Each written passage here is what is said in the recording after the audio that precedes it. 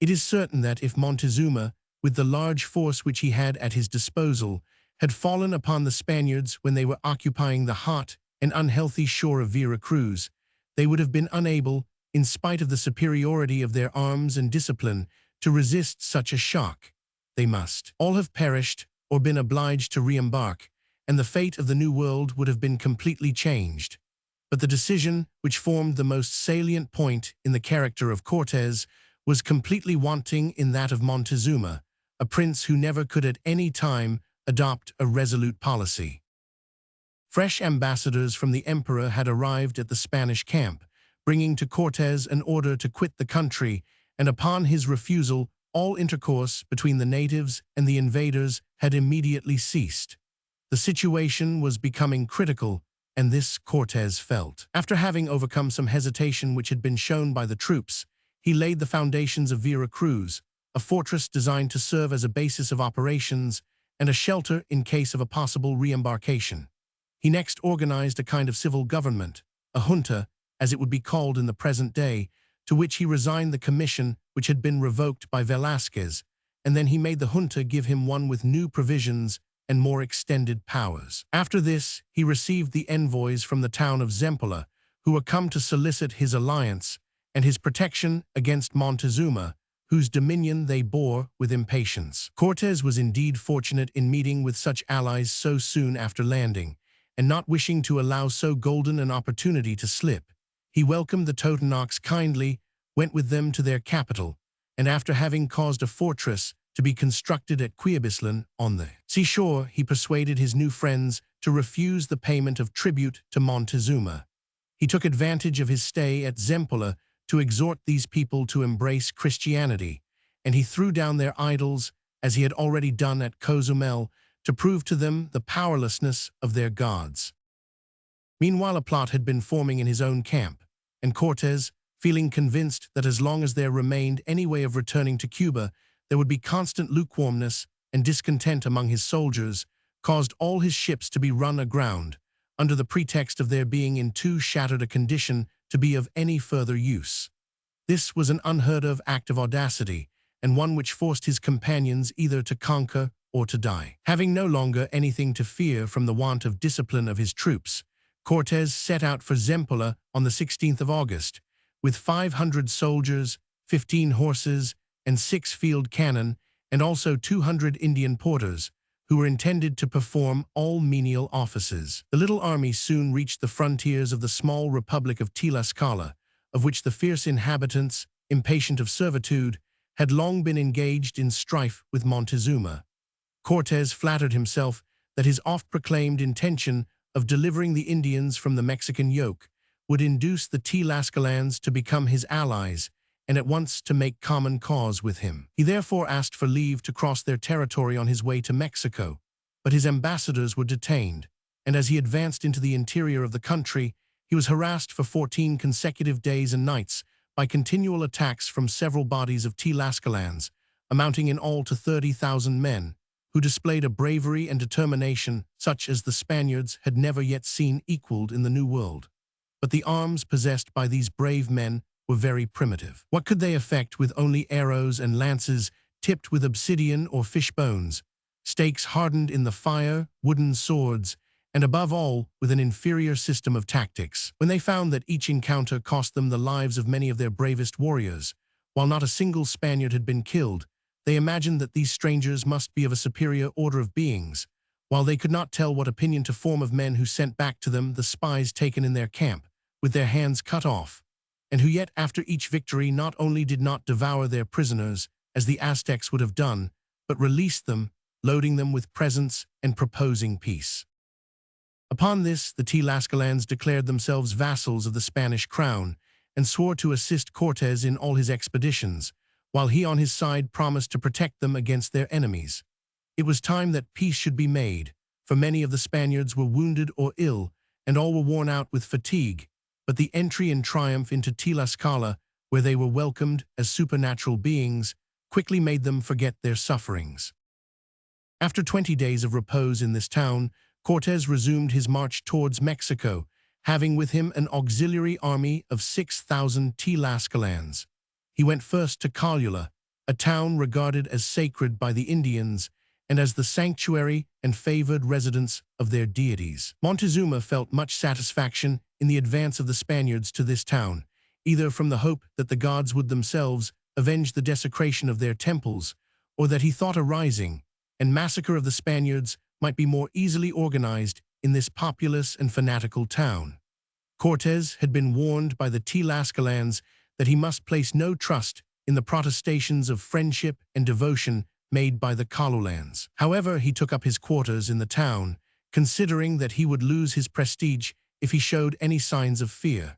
But upon being informed by the Tlascalans that the women and children were being sent away, and by Marina that a considerable body of troops was massed at the gates of the city, that pitfalls and trenches were dug in the streets, whilst the roofs of the houses were loaded with stones and missiles, Cortes anticipated the designs of his enemies, gave orders to make prisoners of all the principal men of the town, and then organized a general massacre of the population, thus taken by surprise and deprived of their leaders. For 2 whole days, the unhappy Calulans were subject to all the horrors which could be invented by the rage of the Spaniards and the vengeance of their allies the Tlascalans.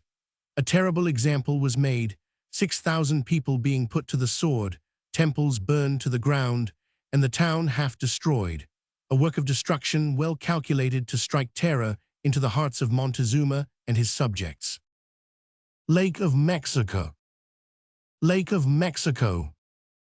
60 miles now separated Cortes from the capital, and everywhere as he passed along he was received as a liberator. There was not a cacique who had not some cause of complaint against the imperial despotism, and Cortes felt confirmed in the hope that so divided an empire would prove an easy prey. As the Spaniards descended from the mountains of Chalco, they beheld with astonishment the Valley of Mexico, with its enormous lake, deeply sunk and surrounded by large towns, the capital city built upon piles, and the well-cultivated fields of this fertile region.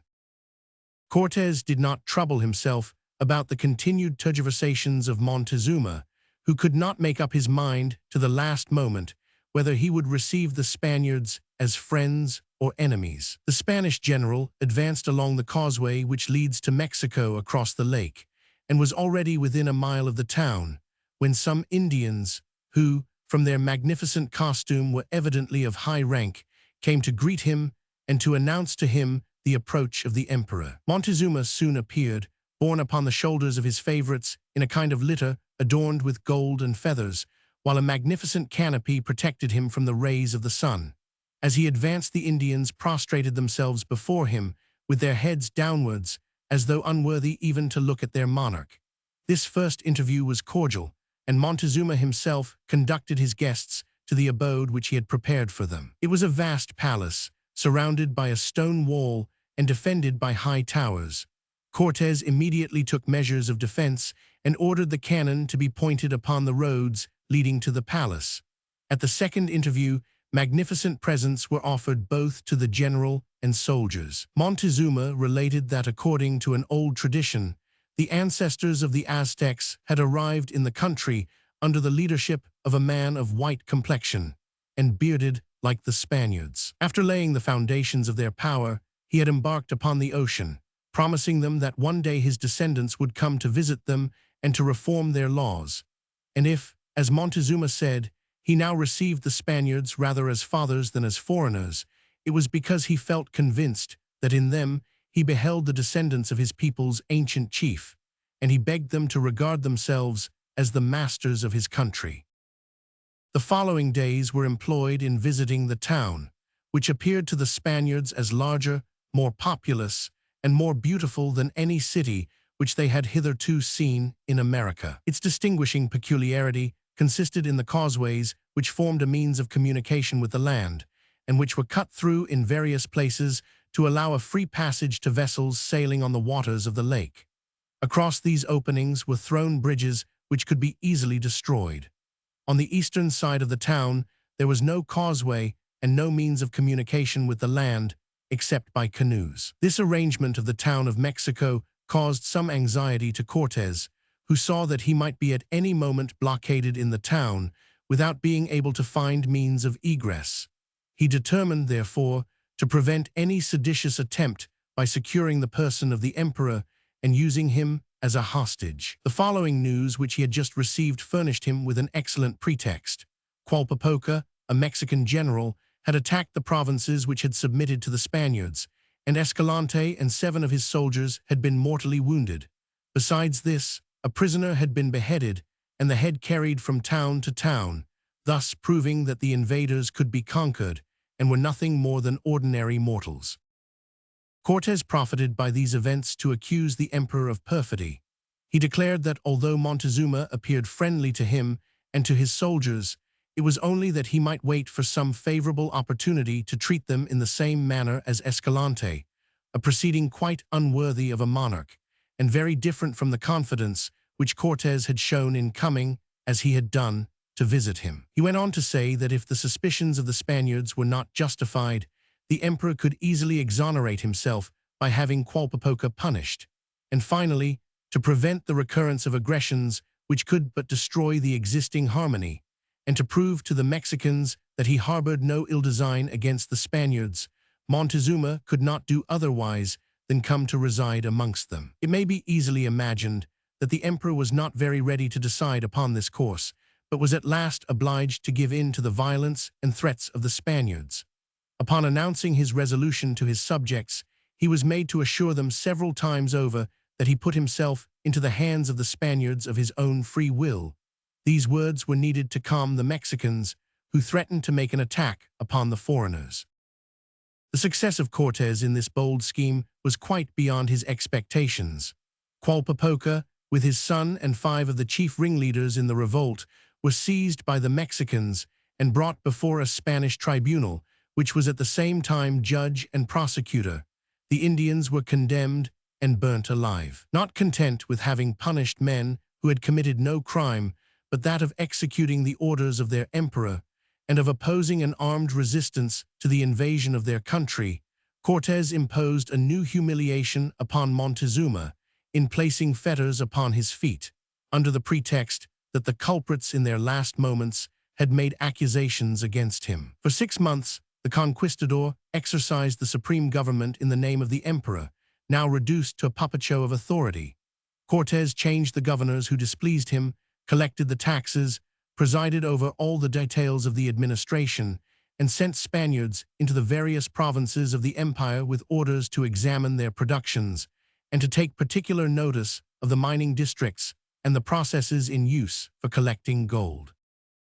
Cortés also turned to account the curiosity evinced by Montezuma to see European ships, to have rigging and other appurtenances brought from Vera Cruz, and to order the construction of 2 brigantines destined to ensure his communications with terra firma by the waters of the lake. Emboldened by receiving so many proofs of submission and humility, Cortés took another step in advance and required that Montezuma should declare himself the vassal and tributary of Spain.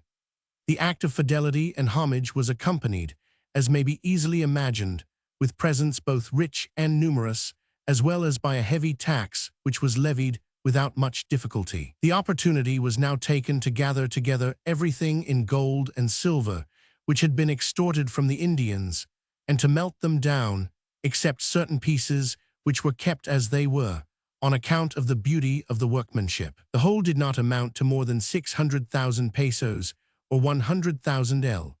Thus, although the Spaniards had made use of all their power, and Montezuma had exhausted his treasures to satisfy them, the whole product amounted to an absurdly small sum, very little in accordance with the idea which the conquerors had formed of the riches of the country. After reserving 1/5 of the treasure for the king, and 1/5 for Cortés, and subtracting enough to reimburse the sums which had been advanced for the expenses of the expedition, the share of each soldier did not amount to 100 pesos, and they considered that it would have been more worth their while to have remained in Hispaniola than to have experienced such fatigues, encountered such great dangers, and suffered so many privations, all for the reward of 100 pesos. If the promises of Cortés ended in this beggarly result, and if the partition had been made with fairness, of which they did not feel certain, they argued that it was absurd to remain longer in so poor a country, while under a chief less prodigal in promises, but more generous. They might go to countries rich in gold and precious stones,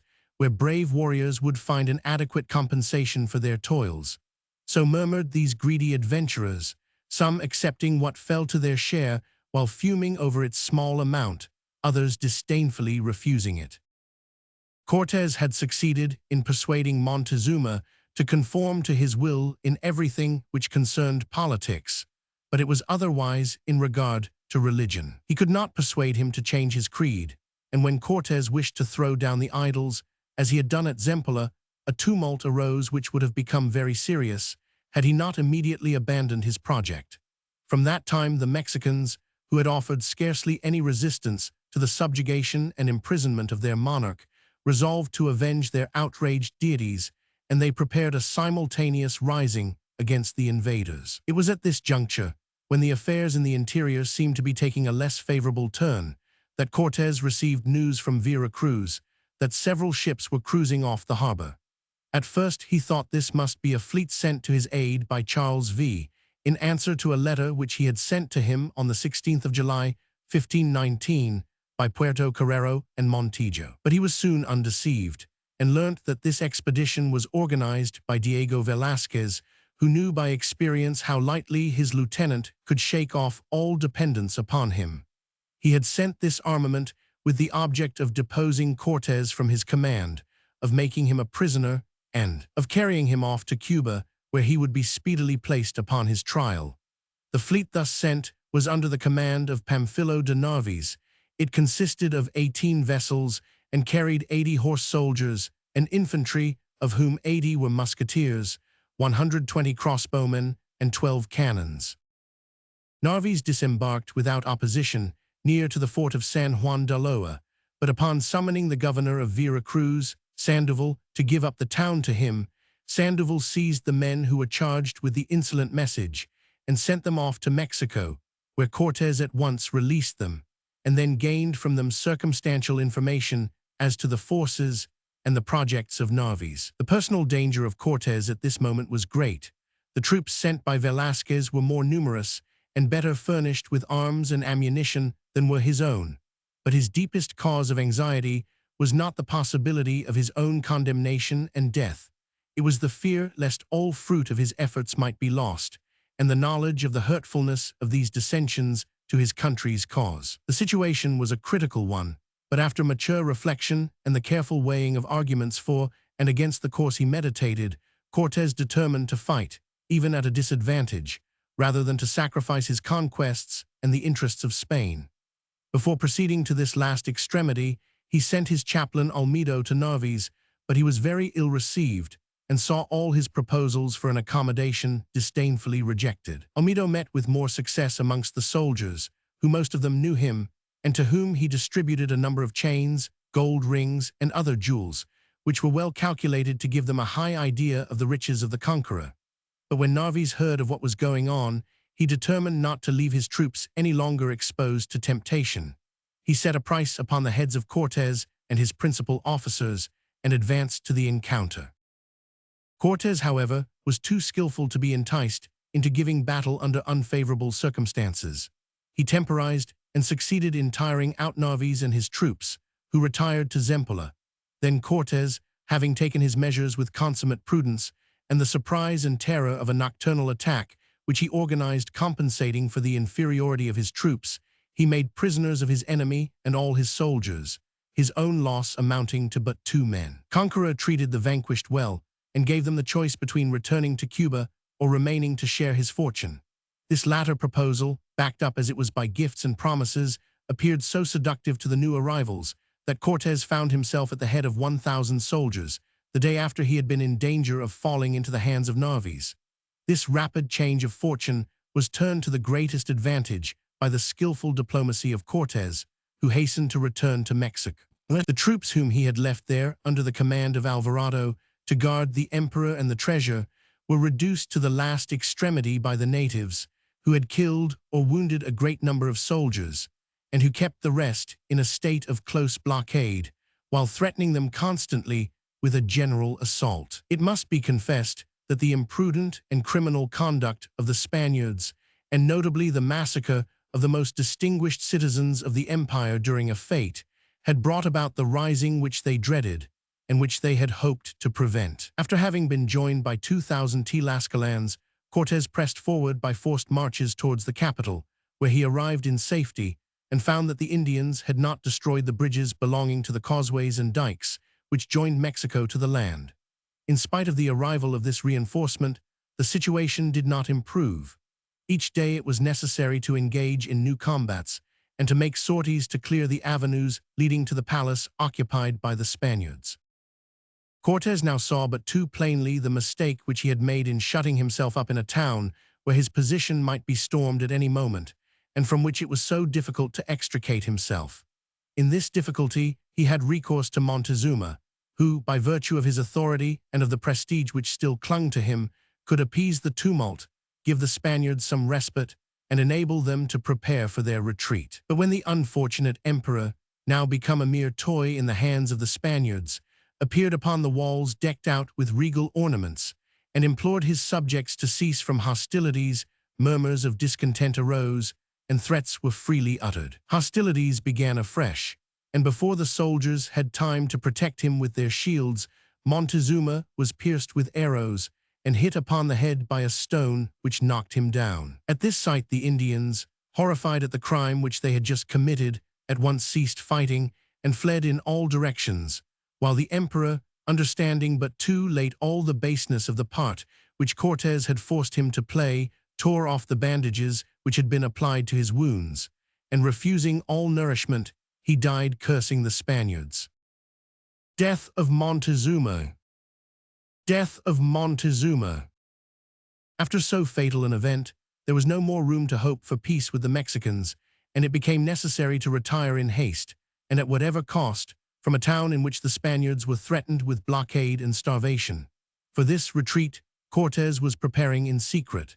He saw his troops each day more and more closely hemmed in, whilst several times he was forced himself to take his sword in his hand and to fight like a common soldier. Solis even relates, but upon what authority is not known, that during an assault which was made upon one of the edifices commanding the Spanish quarter, 2 young Mexicans, recognizing Cortés, who was cheering on his soldiers, resolved to sacrifice themselves in the hope of killing the man who had been the author of their country's calamities. They approached him in a suppliant attitude, as though they would ask for quarter, then seizing him round the waist, they dragged him towards the battlements, over which they threw themselves, hoping to drag him over with them. But thanks to his exceptional strength and agility, Cortés managed to escape from their embrace, and these 2 brave Mexicans perished in their generous but vain attempt to save their country. The retreat being determined upon, it was necessary to decide upon whether it should be carried out by night or by day. If in the daytime the enemy would be more easily resisted, any ambuscades which might be prepared would be more easily avoided, while they could better take precautions to repair any bridges broken by the Mexicans.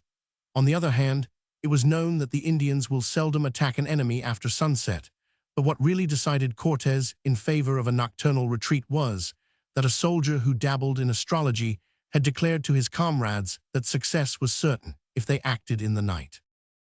They therefore began their march at midnight.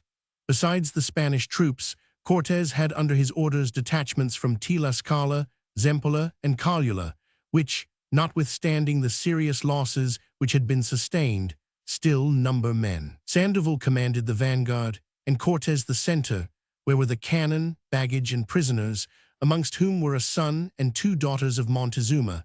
Alvarado and Velázquez de Leon led the rearguard.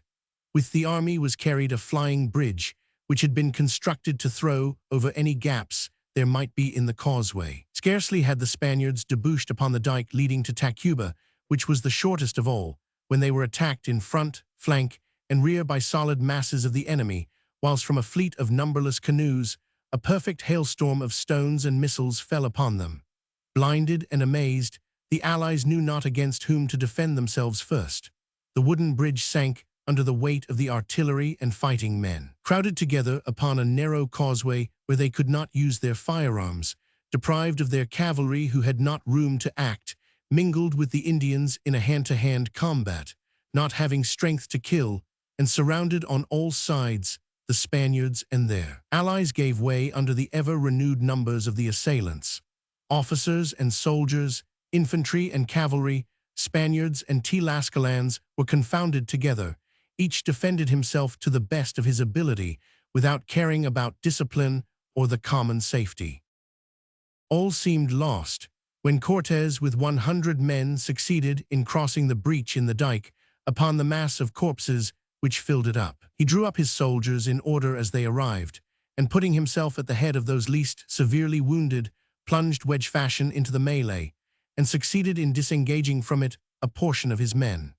Before day dawned, all those who had succeeded in escaping from the massacre of the Noche Triste, as this terrible night was called, found themselves reunited at Tacuba. It was with eyes full of tears that Cortes passed in review his remaining soldiers, all covered with wounds, and took account of the losses which he had sustained.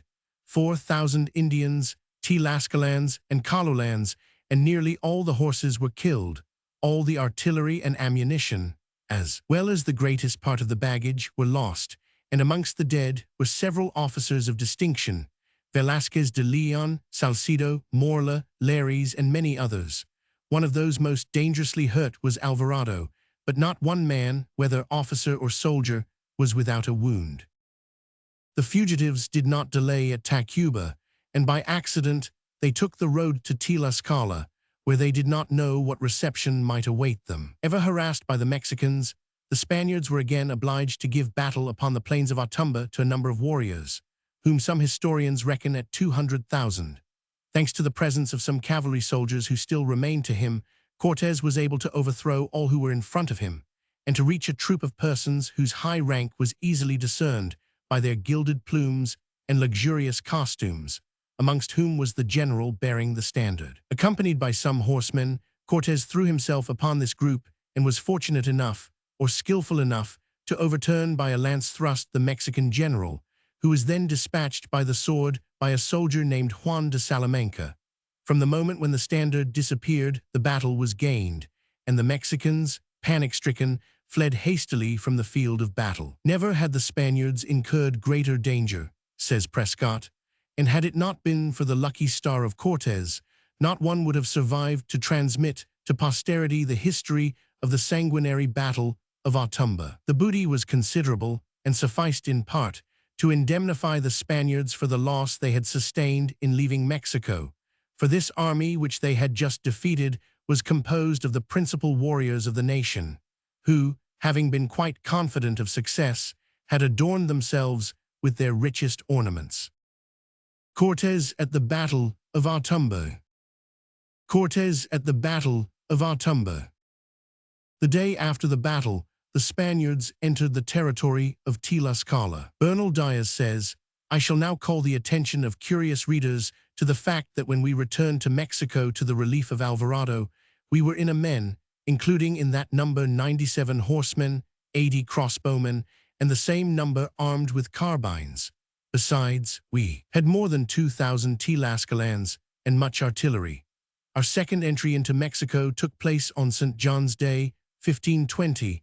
Our flight from the city was on the 10th day of the month of July following, and we fought the memorable Battle of Otumba on the 14th day of this same month of July. And now I would draw attention to the number of men who were killed at Mexico during the passage of the causeways and bridges, in the Battle of Otumba, and in the other encounters upon the route. I declare that in the space of 5 days 860 of our men were massacred, including 10 of our soldiers and 5 Castilian women, who were killed in the village of Rustapec.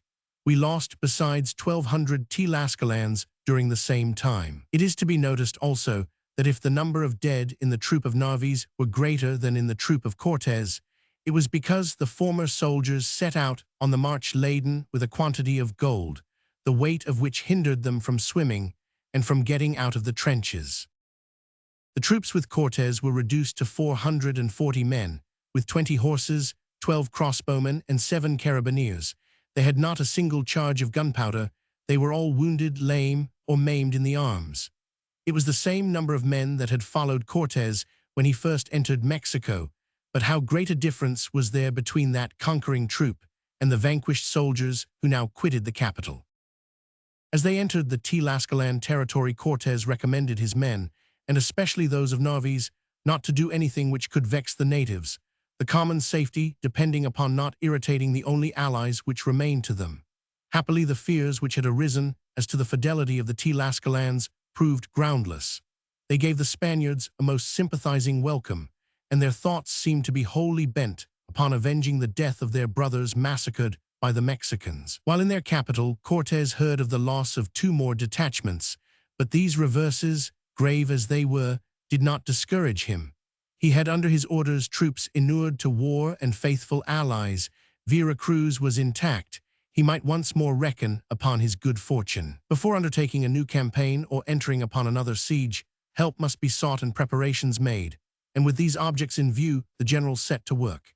He sent 4 ships to Hispaniola to enroll volunteers and purchase powder and ammunition, and meanwhile he caused trees to be cut down in the mountains of Tlaxcala, and with the wood thus obtained 12 brigantines were constructed, which were to be carried in pieces to the Lake of Mexico, to be launched there at the moment when needed.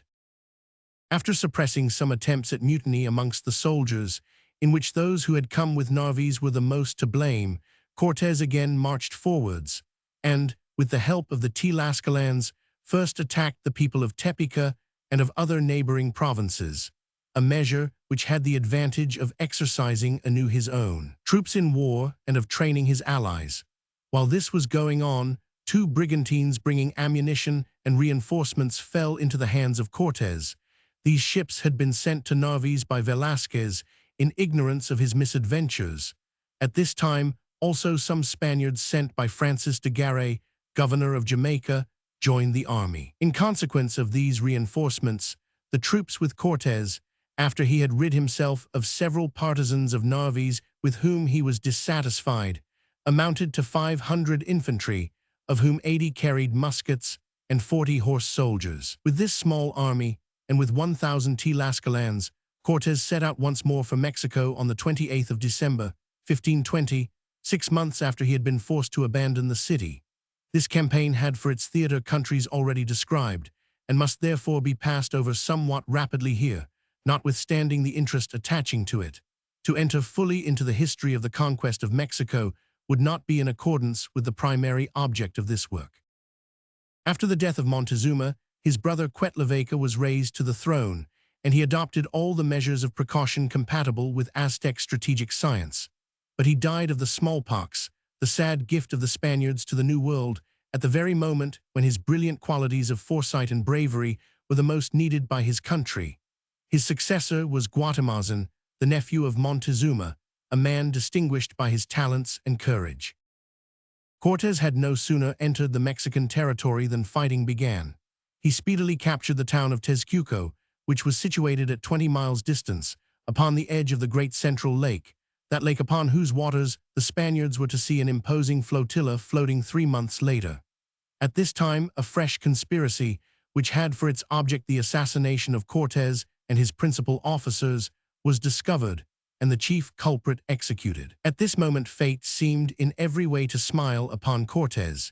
He had just received the news of the arrival of fresh reinforcements at Vera Cruz, and the greater part of the towns, under the dominion of Guatemazin, had submitted to the force of his arms. The actual siege of Mexico began in the month of May, 1521, and continued with alternate success and reverse, until the day when the brigantines were launched upon the water of the lake. The Mexicans did not hesitate to attack them. From 4,000 to 5,000 canoes, each bearing 2 men, covered the lake and advanced to the assault of the Spanish vessels, which carried in all nearly 300 men. These 9 brigantines were provided with cannon and soon dispersed or sunk the enemy's fleet, who thenceforth left them in undisputed possession of the water. But this success, and certain other advantages gained by Cortes, had no very marked consequences, and the siege dragged slowly on, until the general made up his mind to capture the town by force. Unfortunately, the officer who was charged with protecting the line of retreat by the causeways while the Spaniards were making their way into the town, abandoned his post, thinking it unworthy of his valor, and went to join in the combat.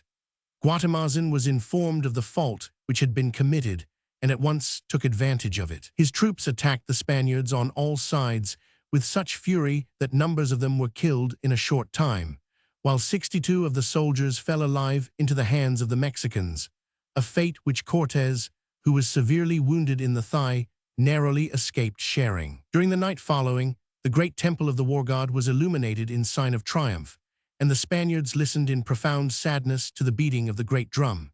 From the position they occupied they could witness the end of the prisoners, their unfortunate countrymen, whose breasts were opened and their hearts torn out, and whose dead bodies were hurled down the steps. They were then torn in pieces by the Aztecs, who quarreled over the pieces with the object of using them for a horrible festival. This terrible defeat caused the siege to go on slowly, until the day came when 3 parts of the city having been taken or destroyed, Guatemazin was obliged by his counselors to quit Mexico and to set out for the mainland, where he reckoned upon organizing his resistance, but the boat which carried him being seized, he was made prisoner.